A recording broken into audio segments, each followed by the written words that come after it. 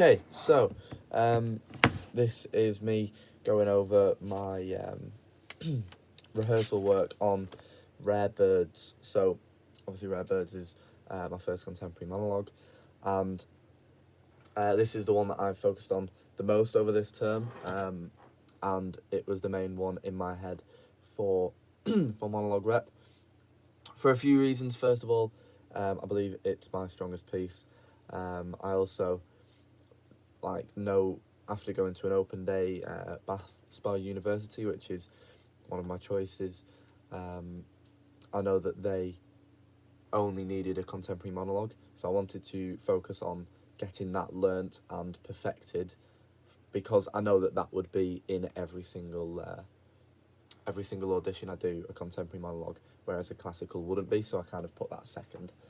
So, when performing Rare Birds, after I learnt the script, so when I was off script, I didn't want much movement involved. That was the main kind of thing that I was going for, and the reason for that was because it's not an over exaggerated piece. It's a very natural piece, but the character is at the point of breaking. He's at the point of these are his final words to everyone. So if you had lots of movement used, whether that be arm gestures, even head movements, and that can look at like your chin placement and all of that,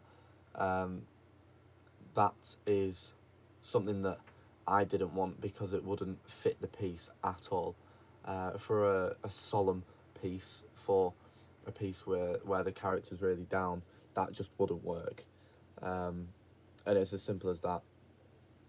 So that was my aim going into it. I've done a few rehearsals, so this is kind of going over all of them to the point of I got it fully recorded for like an audition, and I got it recorded for the Leeds Conservatoire audition.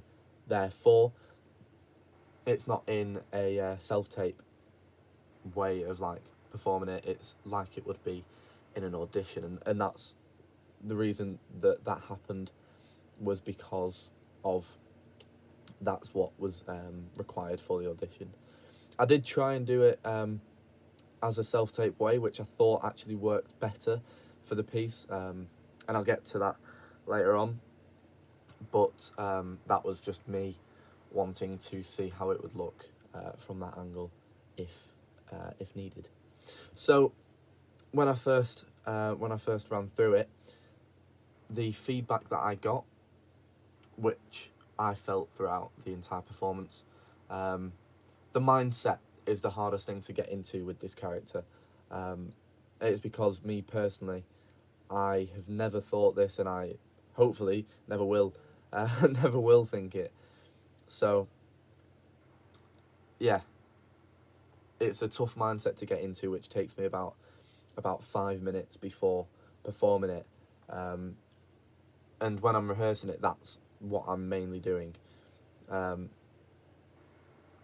because I know that I need to lift the volume to anger and then show the drop as well. The character mindset is the main thing that I focused on, and the reason for that is because it's so tough to do, but it wouldn't be a successful piece if I didn't get into that mindset. So what I do is I go through emotional memory, because that's a technique which has previously worked for me. Luckily, I don't have much emotional memory for this topic, but it's the odd things which trigger emotion for me. So even though I don't think of emotional memory for the character, it's more for the storyline to get myself in that atmosphere.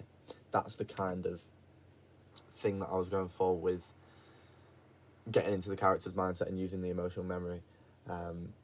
It's more for the storyline than the character, for the main reason of I can't use it for the character because I haven't been in that situation personally. In my first rehearsal, which was just going through it, and I think I did it with the script, to my knowledge. The feedback was I needed to show more pain, which again I worked on, and I'll get to that.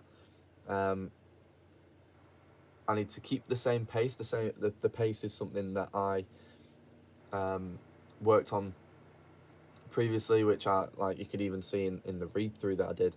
And the reason that I knew how to do that was because I was already confident with how the piece should be performed. It was just about the physicality, which has been a big target for me recently with my variety targets. Physicality is something that I focus on because I know, which has been shown and proved previously, that vocality is something that I can flourish at, and something that I am aware to find variety in and aware to find success in. Another thing was that I needed to bring my shoulders more in, because again I've trained for stage my entire life. I've said this in a few of my portfolios. Again, it's that physicality. I've trained for. It was actually my screen stage to screen movements target. It was how in stage, which I've literally been trained in from year 3 upwards to now, so that's like nearly 10 years, and it's to have my shoulders back and to have my chin up, therefore the audience can see, and it helps for projection, but on screen that's not needed, and that's something which I default to as a character trait, or as a personal trait when acting.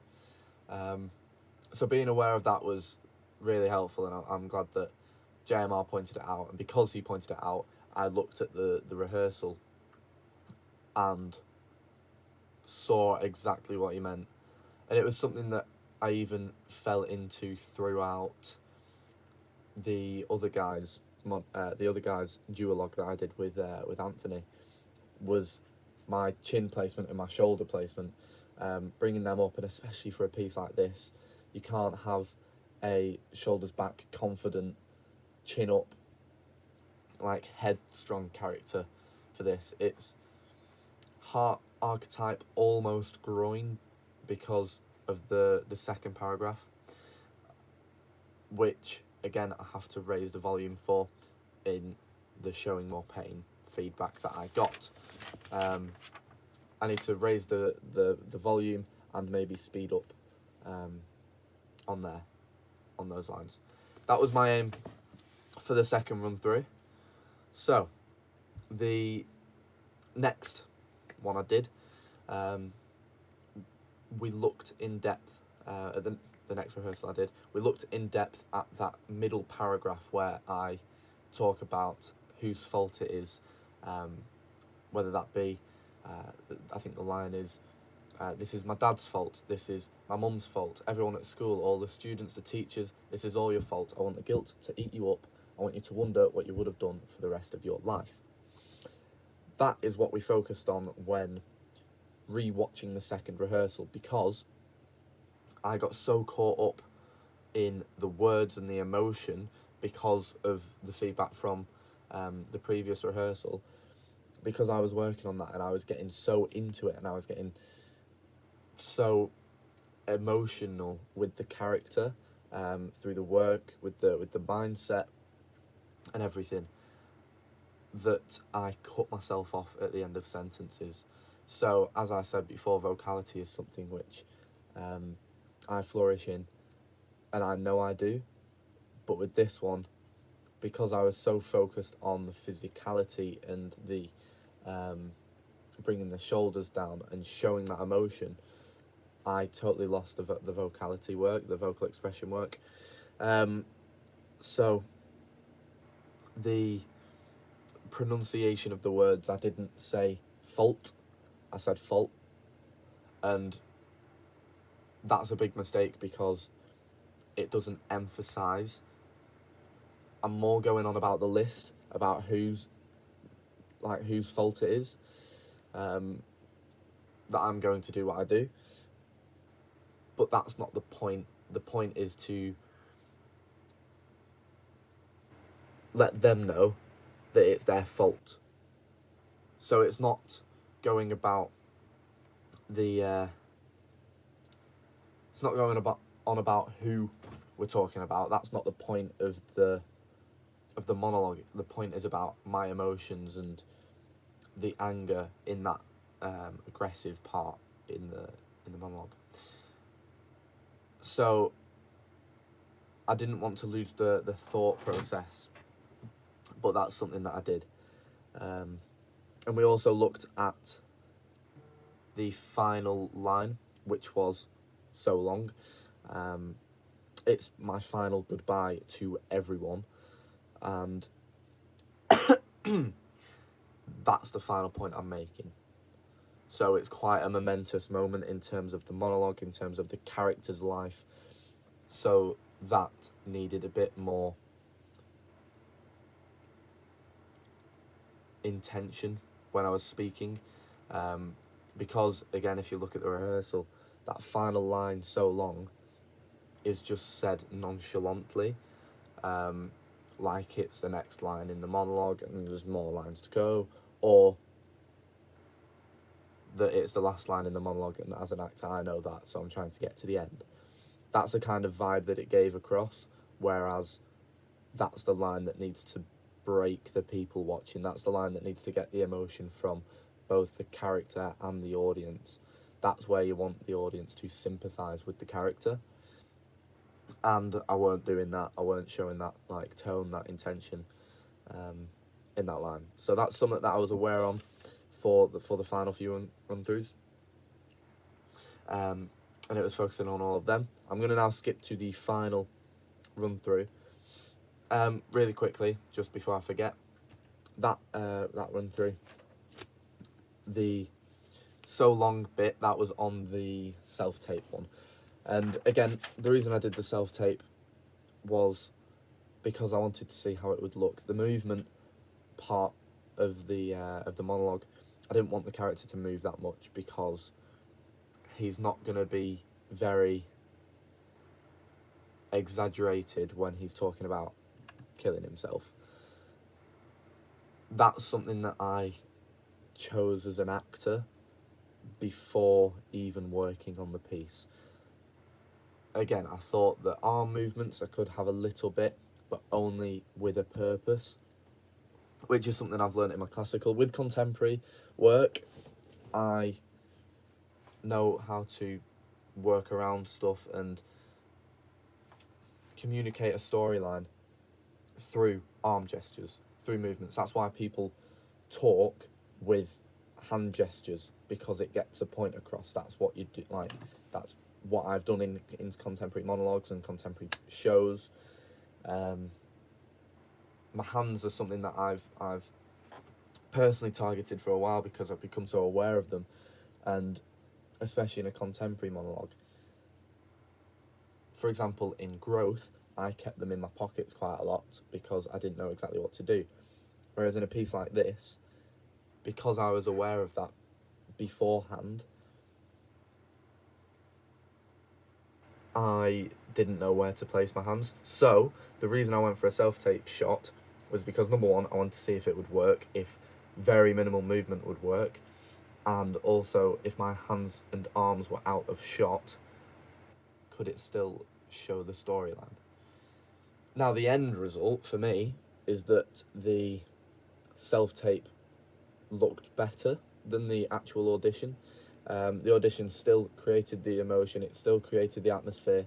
It was still a really good take, and every movement was with a purpose.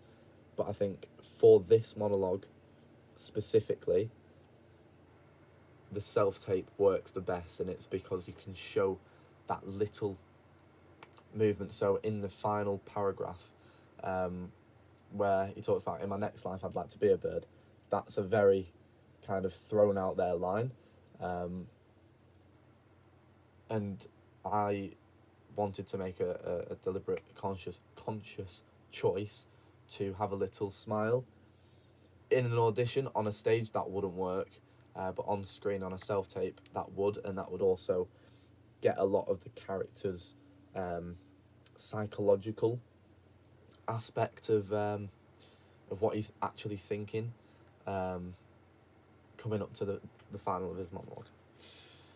That was why I wanted to do it as a self-tape, and that's why I thought the self-tape was more successful than the actual video that we finished with, which I'm getting to now.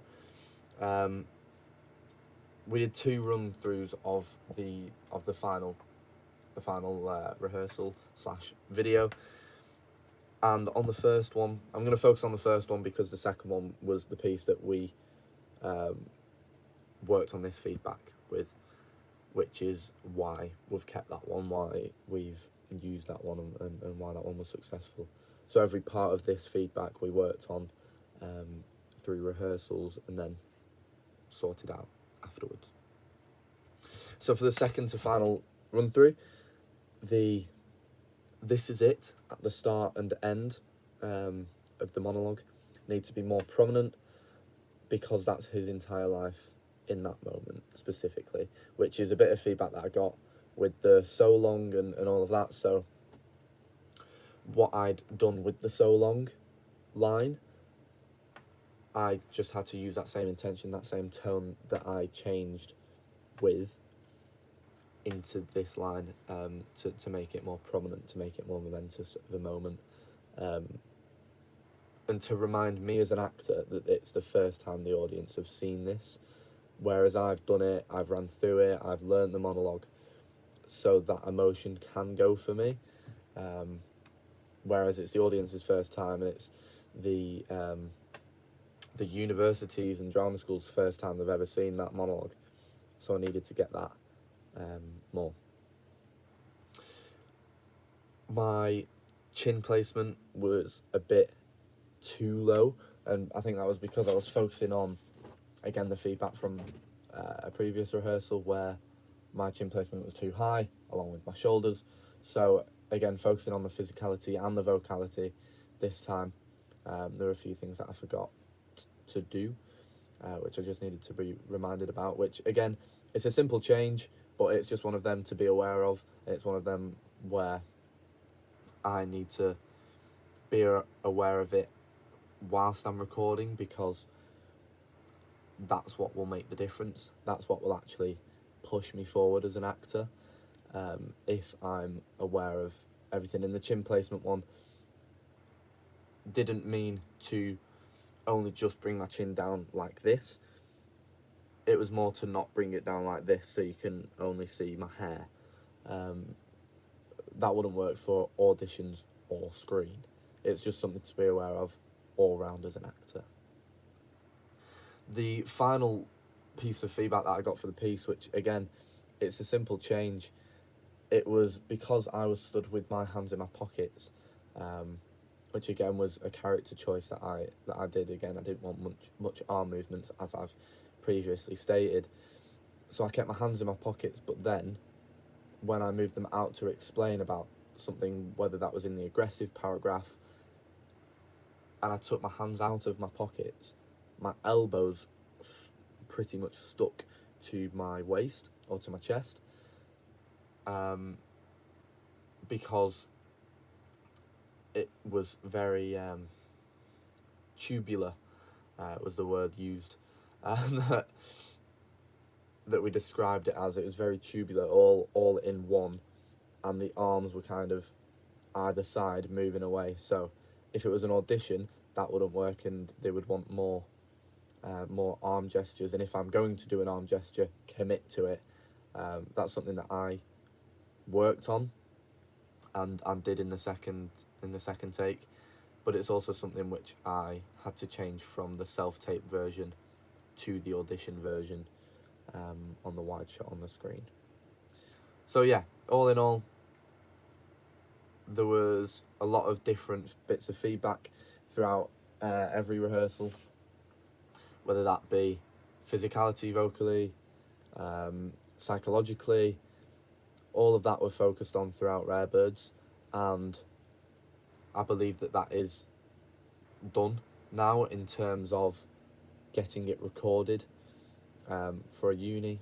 And unless I need to record it again in a different way, in a self-tape way for another drama school, then I believe this piece, in terms of getting it recorded, is done.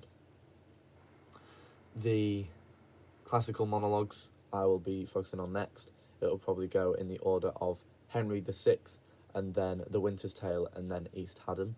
And the main reason for that is just because of my RADA audition, which is one contemporary piece, this one that I've talked about, Rare Birds, and then 2 classical. So I'll be focusing on the classical, and then I'll come back to the contemporary piece if needed. So yeah,